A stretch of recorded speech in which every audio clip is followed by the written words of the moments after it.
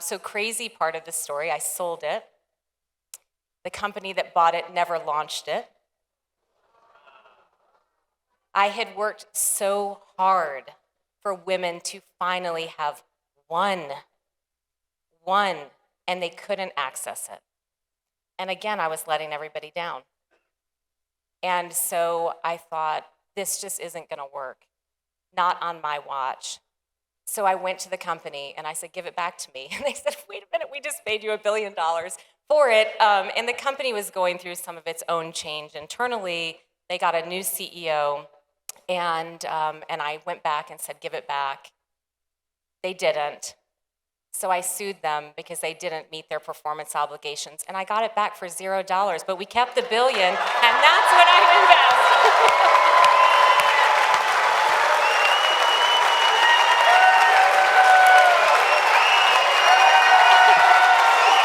So badass! Look at that!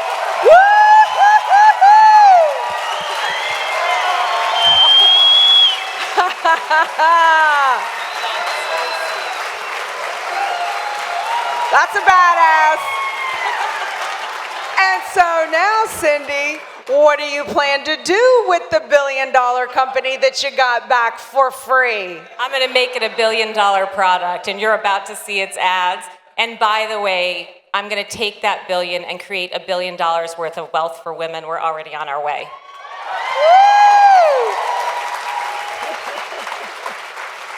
What do you think the characteristics are of a successful person? I mean, wow. I say, and now I have I'm sitting on the other side of the table betting on, people, just as I'm so grateful so many people bet on me. And I think about this a lot for what is it? I call it, what do you have at your core? So are you curious? Like insatiably curious? I think the very best business owners and entrepreneurs are constantly asking everyone else questions. They're never so sure they've got all the answers. What a boring day it would be if we woke up tomorrow and thought we knew it all, right? So that curiosity, I think, is hardwired.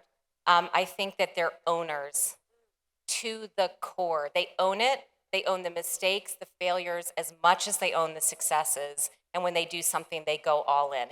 Can be traded out for obsessive in the best way, right? But obsessive about their idea.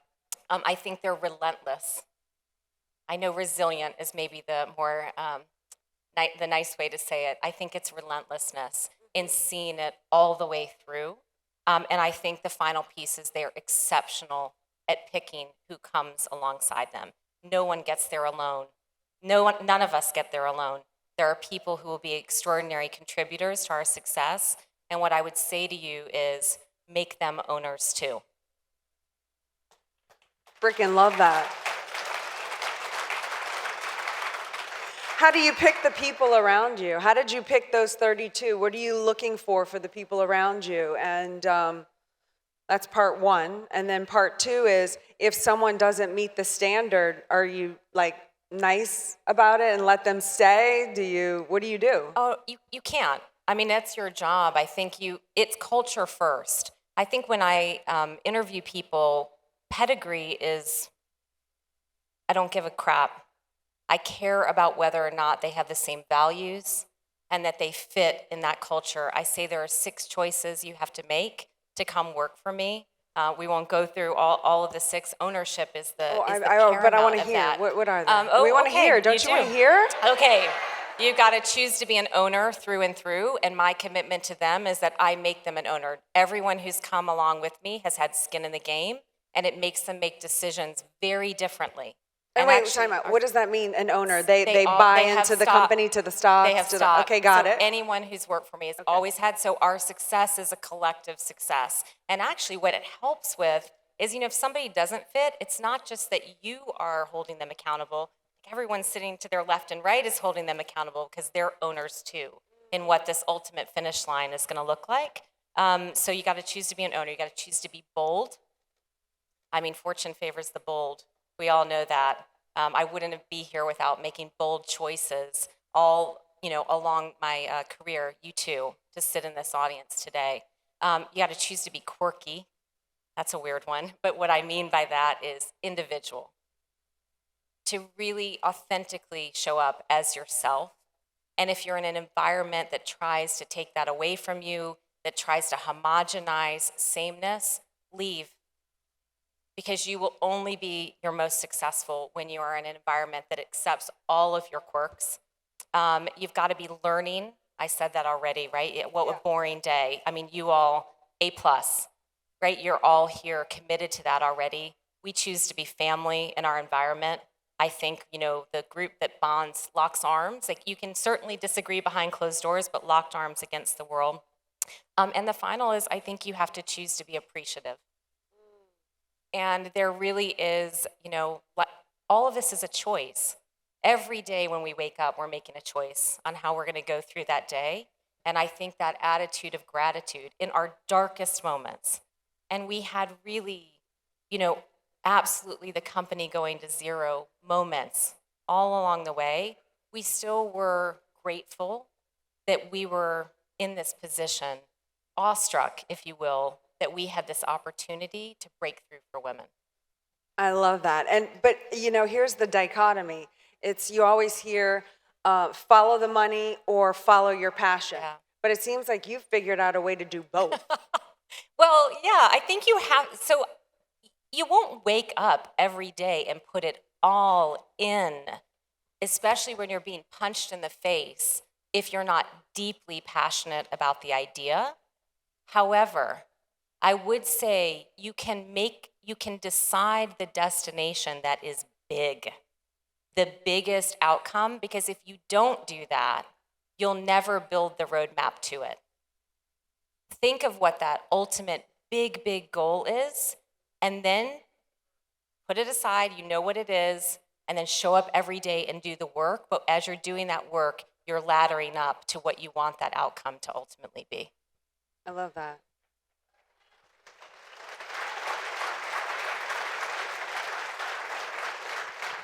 And I hear you talk a lot about the unicorn versus the workhorse. What do you mean by that? Oh, gosh. So I was on Tim Ferriss, and if you all ever listen to Tim, he has a question, which, what would you like to put on a billboard? Now, I needed to qualify if I got to choose where that billboard went. He said, sure. I said, okay, I want it outside of Silicon Valley. He said, okay. And my message was, fuck the unicorn, be the workhorse. Woo-hoo! And I'll tell you what I mean by that. We're in such a culture right now. It's kind of glamorous to be an entrepreneur, right? It seems glamorous. Not really. We all know that who actually have done that. But the TV version feels like that, doesn't it? And I think what has happened is we sort of declare greatness. I'm the next unicorn. I'm the next $1 billion, whatever that may be, before we've ever executed. And the reality is the only people who ever become the unicorns are the really, really hard workhorses. And I think that's the mindset to be in every day, is that workhorse mindset, because you're building to that ultimate outcome. That's so awesome. You're so incredible. Isn't she incredible? And we were talking backstage, and you kept mentioning the word disruptor, disruptor, disruptor. What is your obsession with disruptor? Why are you so drawn to disrupting things? I like to be the first. There's something about that. It's this, I like to talk about DNA of a rule breaker, a risk taker, and a money maker. And I think there is this rule breaking, if you will, tendency inside that a lot of things we accept at face value. Probably because we're just told to, not because it makes any sense. And I would just say, when a rule exists for no reason at all, go ahead and break it. Go ahead and break it. I really do think that's part of it. So, that in my takeaway from this crazy ride of going through and ultimately, getting to the finish line, which was much more about women having this choice, and really that I wouldn't let them down. It was about, not accepting a narrative that was holding back progress. Like, why wasn't there one for women? Why don't we talk about this? It was about being totally unapologetic in the mission. It was about being the workhorse every single day. And I think one of the most important things, and you'll forgive the pun, is it's up to you to make your own happy ending.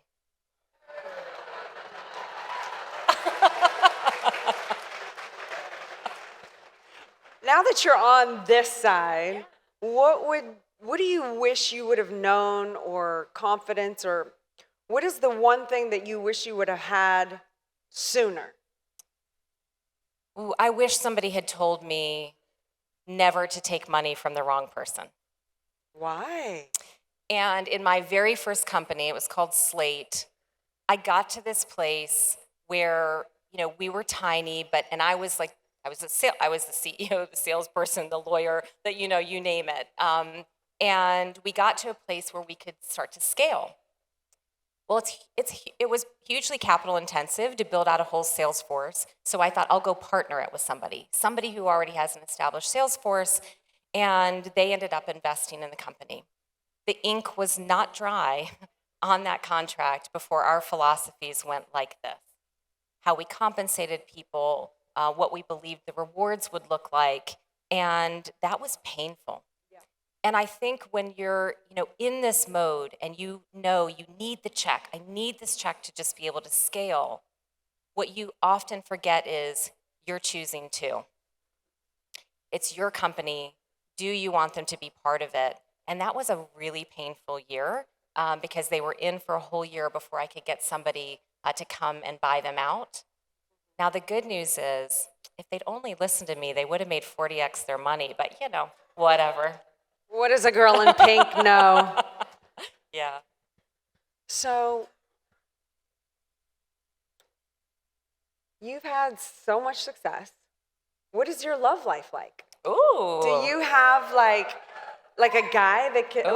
like what is that like? Are they intimidated by you? I mean, I was single as I was going through this, and every time I would meet somebody, what do? I would start with healthcare. They're like, what kind of healthcare? Women's healthcare. Like, we would keep going. Is that a little intimidating for a guy? Like, a woman kind of makes $1 billion on a female Viagra trial? Is that intimidating for guys? Like, I want to know, for real. Just, what do you think? Yes? No? No. Y'all like this idea? Look, okay, good. Okay, no, not this crowd. This crowd. We're 10X. Not this crowd. What's funny is, like, every airplane ride was this conversation where I would slowly, and eventually they would get to, is it a product I may have ever heard of? Female Viagra.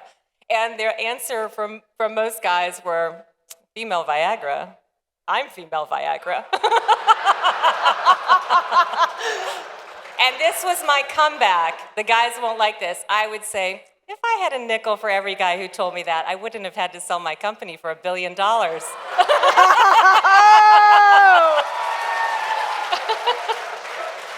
She's a savage. I have a wonderful fiance now, and that has been really so fun. Head down doing the work for all of these years building companies, you sacrifice. Everybody on the stage has talked about that. Yeah. You've sacrificed. And I think the sacrifice for me was really a personal life. And so now, to have an opportunity to really have that is wonderful. I've got a wonderfully supportive guy. Entrepreneur himself, of course. Do y'all compete? Are you like, where's your billion? No, to love me is to work for me. So he actually works for me today. Oh, I love that. I really respect that. Yeah. I really respect that, because I say that all the time. It's not about male, female. Like, that's when a lot of people can get into trouble in society, especially if they think that they have to be a certain way because of this male kind of a thing. But I have several women friends that have men who have left their organizations to get behind the woman and their empire into what's going to help them as a unit grow into a heightened level of success based on the strengths and weaknesses. And those guys I really admire, because I know how hard it is to be that person. So, like, when I see a male that can do that and does it well, I have so much respect.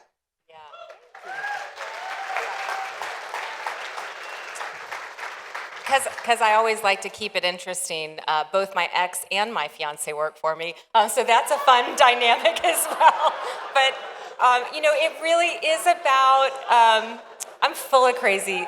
I'm very fun at a cocktail party, you guys. But the truth is, you keep people close by who you trust. And I think that's such an important piece of it. I mean, you asked about, how do you choose the people who are going to come and be alongside you on this mission that you're on. And I think you really have to implicitly trust them.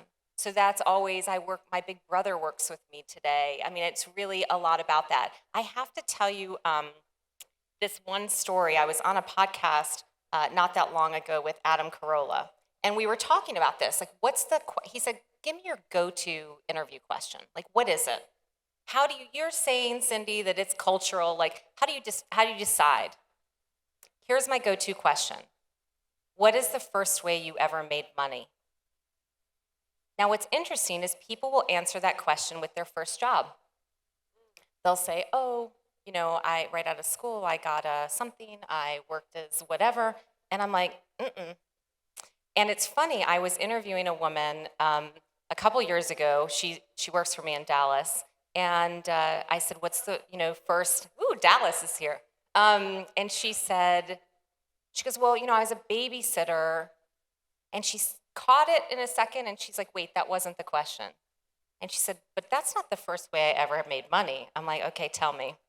She said, well, my parents had a beautiful garden in the backyard, and my mom used to pick the tomatoes and put them in baskets and give them to me to take to the neighbors. She's like, but when I got to their doorstep, I would sell them. And I was like, you're hired. And I say that because you really do learn when you ask somebody that question, when did the motor turn on? Yeah. Was the motor always there? And I think for everyone in this room, I know the motor turned on early. Whether or not you've listened to it, whether or not you acted on it until now, it's there. And when I was telling Adam this story, he goes, I have to tell you a story. I love this story. So he said he'd been always curious about how you pick dogs who can, sniff out drugs or sniff out COVID, we were talking about, right, last year. So he's fascinated by this. Why? They're all different breeds. It's a beagle, it's a lab, it's a German shepherd. Why? How do they pick this dog? And he got the answer. And the answer is they go to the pound and they pick whichever dog is the most enthusiastic. The dog that's jumping. He's jumping, he will get the attention. That's the dog they pick. And isn't that true in so much in life? That it really is about that motor, that enthusiasm to get up, that willingness to fight for what you want, and to see it all the way through. I loved that story. We love you. Well, what does 10X mean to you? Oh, I love this. 10X to me means the choice between leading a common life and a courageous life. And if there's one thing that I have learned as like a kid from the wrong side of the tracks in upstate New York that has no business having this many zeros in my bank account, this is my answer to you. Success does not come from having all of the answers. It comes from having the courage. And you guys are all courageous to be here today. I'm so happy to share my story. I love you. Thank you so much. Let's give it up for Cindy. Oh my God, you're amazing.